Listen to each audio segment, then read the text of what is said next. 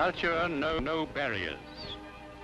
High are the mountains, wide are the seas, but ideas travel from land to land. Today, the magic of modern communications has, in effect, shrunk the earth itself. The free interflow of knowledge among nations quickens the onward pace of world civilization.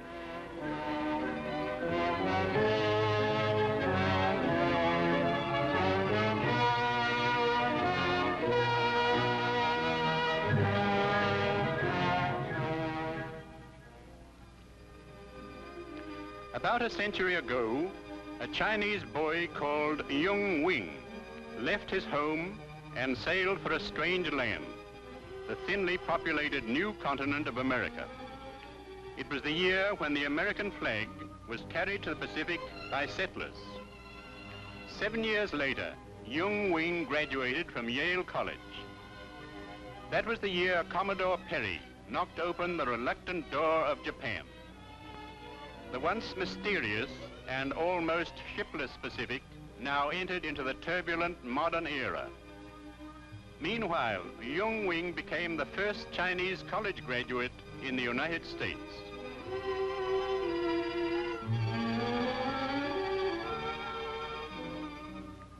Through his contact with Western civilization, he developed the idea that to invigorate China, the old wisdom of the Orient must be blended with a new knowledge of the West.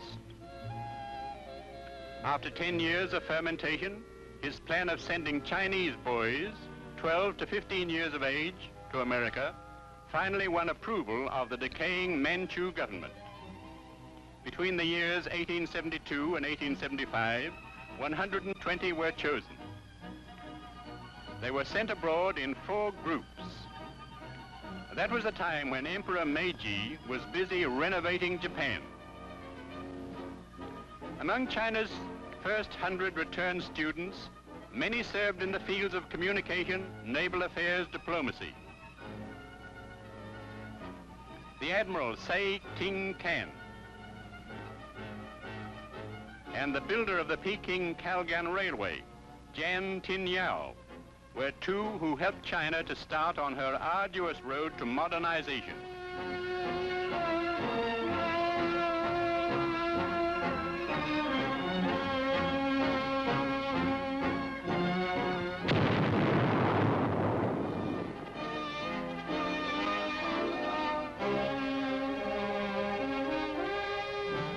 New life arose from destruction.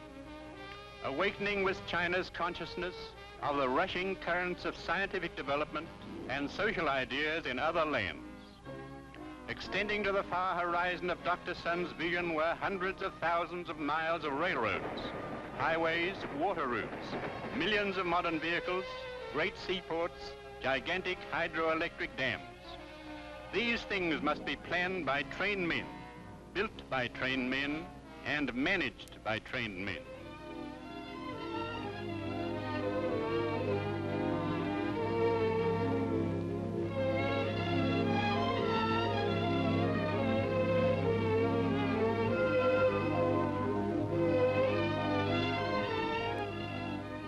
One of the major forces which helped China to educate her sons and daughters abroad is the Tsinghua Fellowships, made possible by the Boxer Indemnity Fund returned by the United States. The Tsinghua Preparatory School, established in 1909, was later expanded into the National Tsinghua University. There were also other government sponsorships, but the majority of the students came through private means. Looking back, we can see some obvious milestones on this road to America. In 1898, there were only 6 Chinese students in America. 7 years later, this was increased to 106. At the beginning of the First World War, the number reached 847. And after the war, it jumped to 1,500. There were 1,287 in 1928, 1,806 in 1938, and 1,737 in 1942. The numerical increase is an outward sign of the growing importance attached to overseas studies. The contributions made by returned students should not be underestimated. For instance, the work of this Yale graduate in mass education has in a few decades freed millions of Chinese from the slavery of ignorance. Johns Hopkins is a famous medical college of the United States. This alumnus has done much towards advancing public sanitation and improving national health since his return to China. This graduate of the Massachusetts Institute of Technology is a pioneer in China's chemical industry. He improves the livelihood of people through the exploitation of natural resources. These are only a few among the prominent returned students from America, men who today are statesmen, leaders in private enterprise, and authorities in many branches of learning. Several thousand Chinese students are in the United States today. They are at the threshold of the future, in which China will bear her share of responsibility in securing a permanent world peace.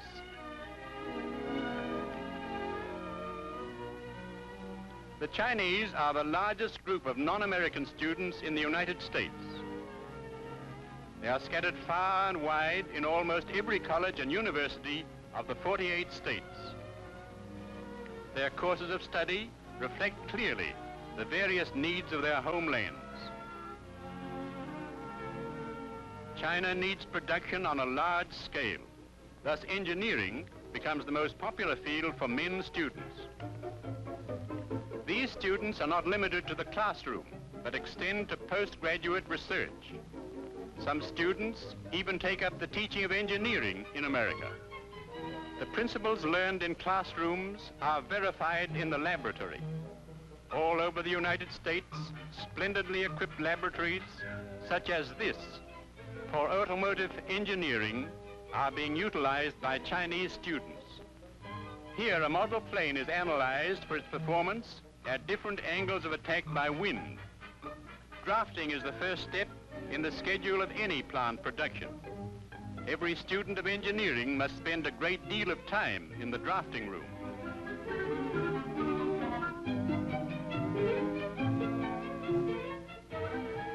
The library systematically presents records of past experience and reports of daily progress. After graduation, most Chinese students take practical training in American factories. The sincere cooperation of the American government and industries has made this possible. For example, in this turbine shop of the General Electric plant, a Chinese and an American engineer are taking vibration readings. In the motor testing department, a Chinese engineer uses a stroboscope to count the number of slips of a motor under test. This laboratory assistant tests the properties of magnetic materials to be used in the manufacture of electrical apparatus. Using electronic tubes for controlling tension in textiles is a new development. All the contractors and relays on this control panel must be carefully checked according to the instructions. A gigantic motor is needed to propel an ocean liner. When the circuit breaker is closed, the testing engineer must quickly record the voltage and current readings.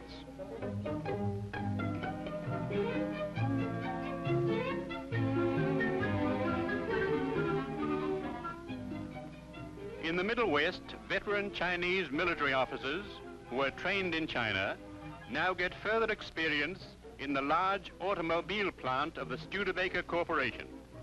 They learn how to build, test, and maintain.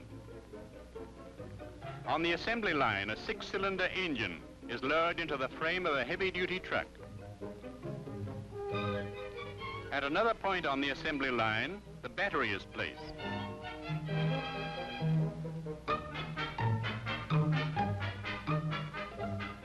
The truck radiator is filled with water, and the headlights are adjusted. This is virtually the last assembly operation. Lights are focused on a screen in front of the vehicle.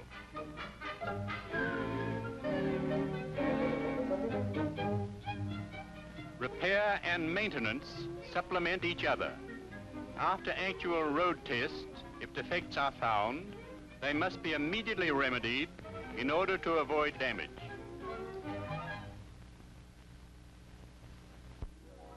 There is no formal learning here. The trainees work on what interests them most. They mix with workers and learn from active participation as well as overall observation. Quite a few Chinese are working in large plants of the American aeronautical industry. Here in a West Coast plant of Douglas Aircraft, an engineer and 2 draftsmen are analyzing this fuselage. In this way, draftsmen and field workers cooperate with each other. In the East Coast Republic aircraft plant, some study designing, some study testing.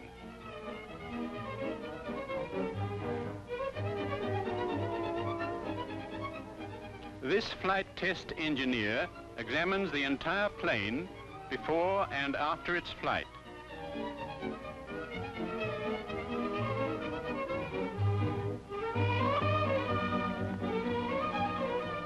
In the Baldwin Locomotive Works, a Chinese engineer makes final adjustments in the boiler of a completed engine. In the production of machinery, the nature of raw materials must be carefully investigated. Here, a hydraulic press is used to test the compression strength of cast iron blocks. In one of the Standard Oil laboratories, they are trying to find useful material in the residue waste gas from oil refining.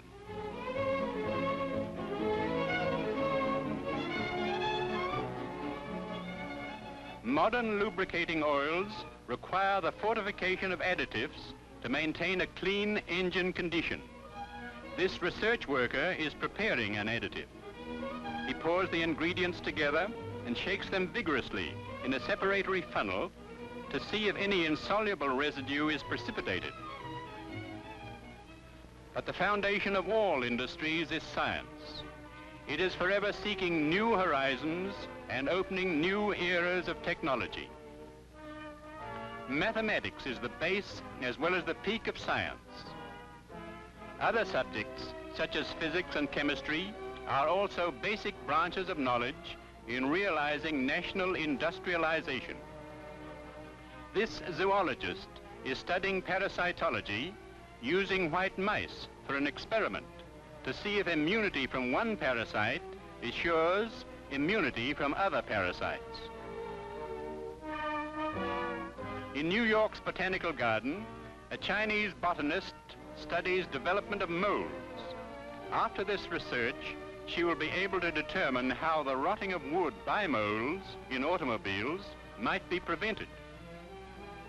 The anthropologist disentangles misconceptions among races and nations. The rich subterranean resources of China must be exploited by Chinese geologists. In America, geologists who specialize in petroleum alone number several thousand. In China, the total number of geologists is only in the hundreds. We can see the pressing need for these specialists and the scope of their responsibility.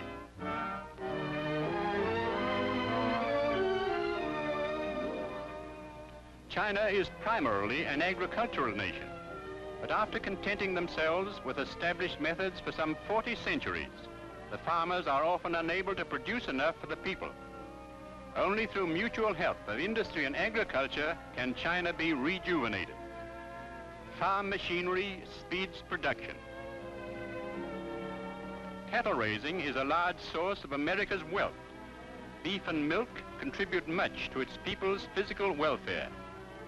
What these students learn here must be a key to the improvement of Chinese national health and the establishment of sound agricultural economy. Soil erosion by water impoverishes nations. In order to preserve the richness of the earth, the nature of the soil must be known. On this university experimental farm, students are analyzing various kinds of soil. Water run off a slope is collected in a tank and weighed. Again, to determine its water-holding capacity. The use of insecticides is a chief method in eliminating plant pests. In the laboratory, the research worker injects chemicals into the insect body to find out their toxic effects. In the orchard, large amounts of insecticides are used. Here, studies in entomology and horticulture are closely allied and prove the interdependence of all branches of learning. Forests, like grain crops, must be cultivated. This is essential for maintaining national wealth.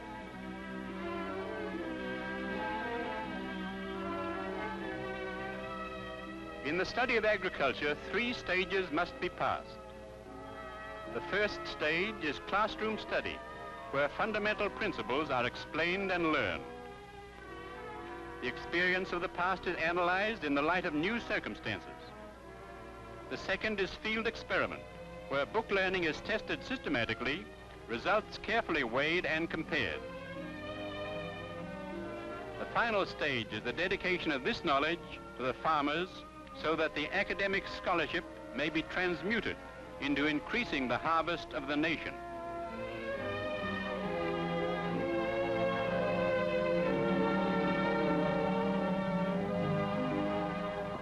Everyone needs food for the mind as well as food for the body. Journalists engage in publishing to inform the public of current events and to give voice to opinions and criticism. The motion picture is one of the most effective media of education. Drama has the power of influencing the subconscious. This Chinese student is interested in playwriting and directing. His first play in America is being performed by the drama department of a famous university. Here is a glimpse of the rehearsal. Another important force in modern education is the radio. This university's own studio gives her an excellent chance for practice work. There are those who consider literature, philosophy, and fine art impractical subjects, but great ideas can sway the world, and fine cultures immortalize nations. Before China steps into the door of industrialization, her past culture needs to be reviewed and studied in order that it may be amalgamated with the best of Western civilization and thus lead to new Oriental contributions. These are the responsibilities of students of literature, philosophy, and art. The greatness of their task is beyond the reach of our imagination. Music, sculpture, painting, they all express the essence of man's impressions and feelings of life. They all in turn enrich life and remove the barriers of past and present, native and foreign.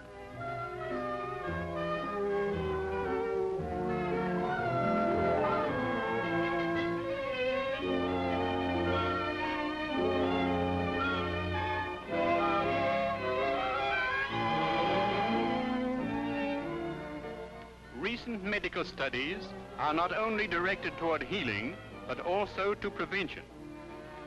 Medical science must, therefore, embrace all branches of medicine, nursing, surgery and dentistry, child care, dietetics, public health, and so forth. This nurse is undergoing a practical training in one of the largest hospitals in New York.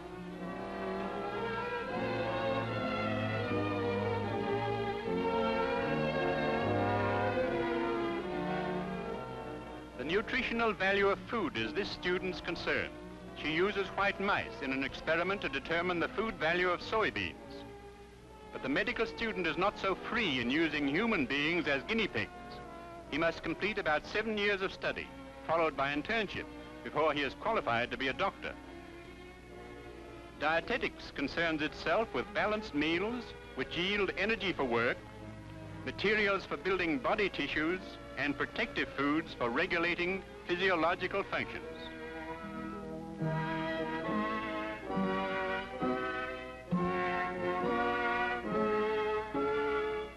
Who hasn't suffered from a toothache?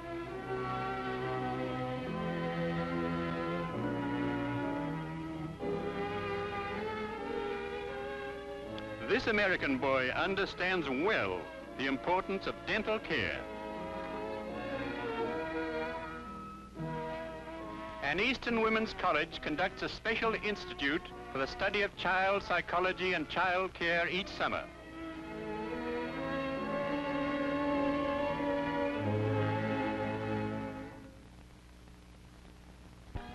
Above all men's problems is man's relationship to man. No matter what the student's field, he hopes to gain reference knowledge from the well-developed Western laws to put China's original democratic ideals into practical legal application and to stabilize the foundations of world justice. As field work outside the classroom, this sociology student observes different community organizations such as this home for old people. The cooperative movement is growing in the United States. A Chinese student of economics visits this store to consider its application to China. American democracy is symbolized by the Capitol in Washington. The legislative branch of the government, as well as the other two branches, are studied intensively by people interested in political freedom the world over. This Chinese student of political science visits these places personally in order to make first-hand observations. Many Chinese students are learning American government methods in offices such as the Federal Security Agency and the Census Bureau through personal observation.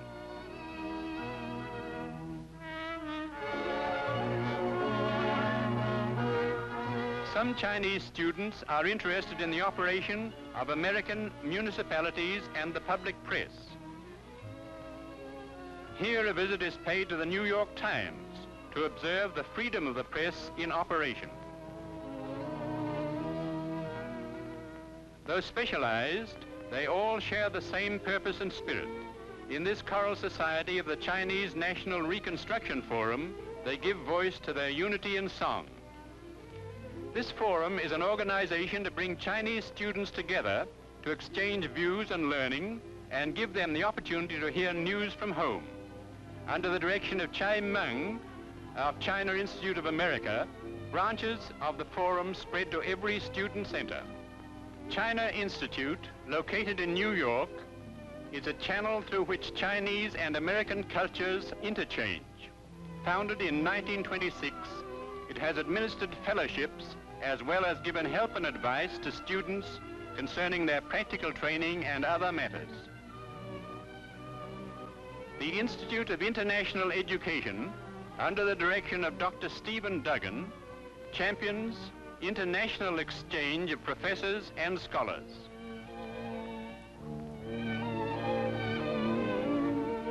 Although most of the Chinese students came by private means, during wartime, many needed financial assistance. Both the Chinese and American governments contributed toward the cause. Besides the original scholarships and fellowships, the Chinese Committee on Wartime Planning sponsored more than 100 fellowships, and the United States Department of State sponsored several hundred more. After the war broke out in the Pacific, Americans became more and more China conscious. Schools, churches, and clubs all over the United States began to invite Chinese students in their vicinities to speak about Chinese affairs and culture.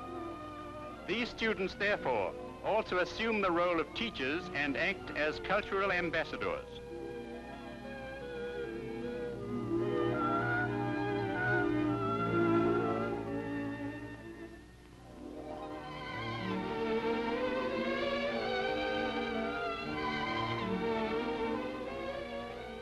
My stay here for the past several years has made me more eager than ever to come back to serve China.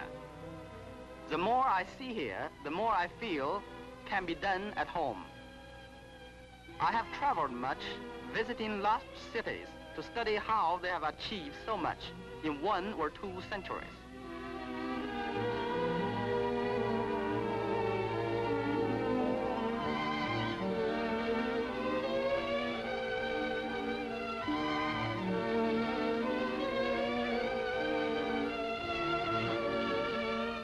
I have made so many American friends whose homes I have visited. They all have great interest in and hope for China. Some would like to come to China one day.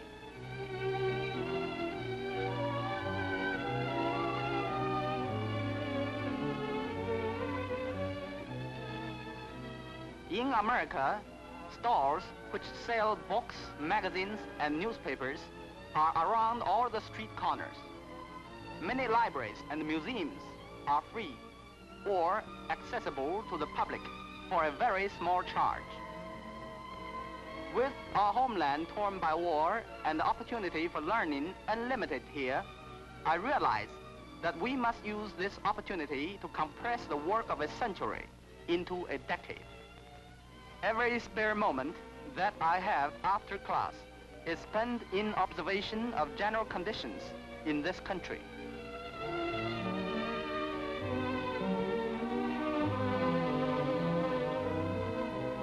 I am a student of history, but I also teach a class in Chinese history in a nearby high school.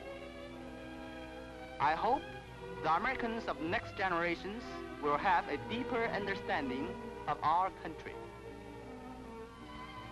As for myself, I take every opportunity to learn about their ways, how they work, how they play, their food, their homes. I like their frankness and their initiative and progressive spirit. In fondness for making friends, the Chinese and Americans have something in common. I hope this kind of temperament will be a foundation for future world peace.